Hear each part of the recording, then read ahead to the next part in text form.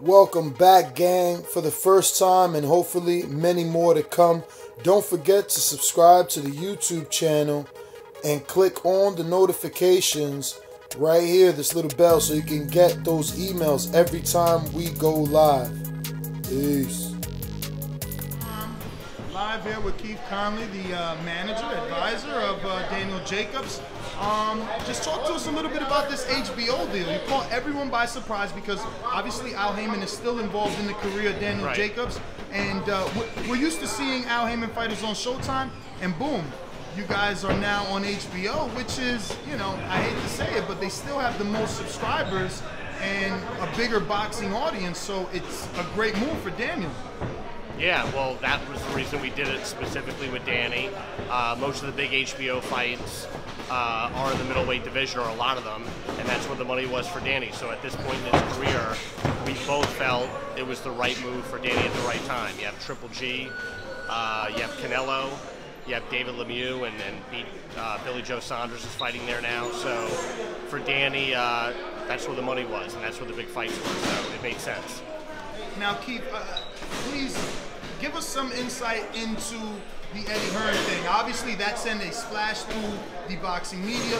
No one expected, again, an Al Haymon fighter to need necessarily a promoter, much less a UK promoter. What was the thought process behind that? Well, Danny's big in the UK. He's got actually a pretty big fan base there, we've been told.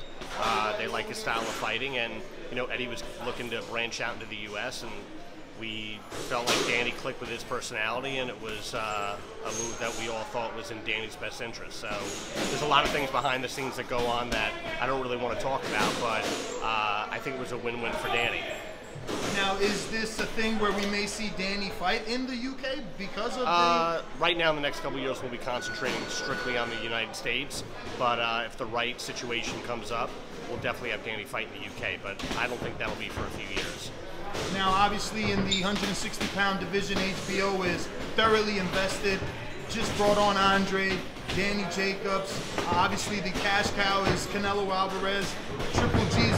What exactly is your proposed plan? Because obviously, Triple G and Canelo are busy. Billy Joe Saunders and Lemieux are busy. Where does Danny fall in your eyes in all of this? Well, we got the Luis Arias fight coming up in a couple of weeks. That's what we're concentrating on right now.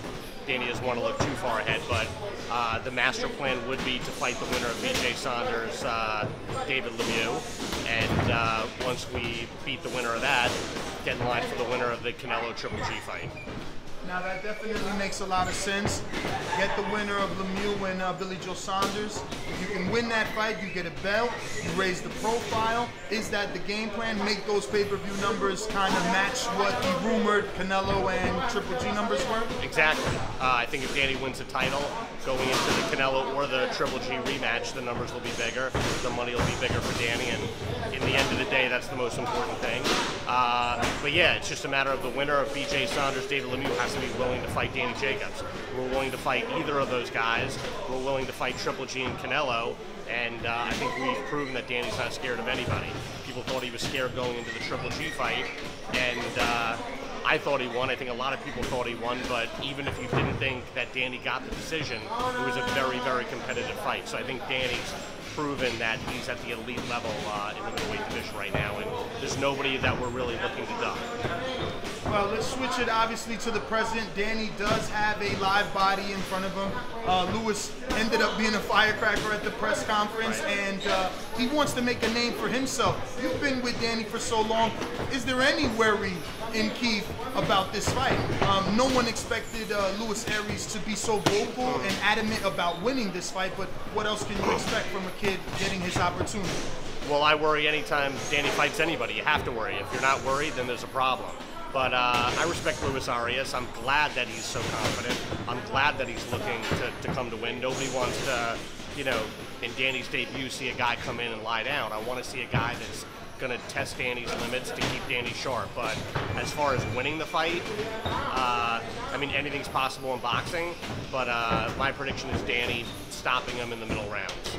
Now, Lewis, in the press conference and obviously in interviews, has made himself very vocal, saying that Danny isn't on his level, that Danny's been down, that Danny has lost, that he's seen things in Danny and the amateurs that we only could hope to know? Danny went down to the amateurs against Sean Porter and got up and gave Sean Porter 2 standing 8 counts and won the fight. So he got caught with a good shot by Sean Porter, but at the end of the day, he won the fight. Luis Arias said a lot of stuff that wasn't true. In a couple weeks, none of what he said is going to matter. He's going to have to fight Danny Jacobs and be a man, and we'll see if he's as confident in the ring as he is outside of it at press conferences. Well, Keith, man, I want to thank you, obviously, for your time. I don't know if you do social media. If you do, you can give it at this time. If not, thanks again. No. All I'm right. good. Thank you. The sight in the game, 'cause see the boxing voice.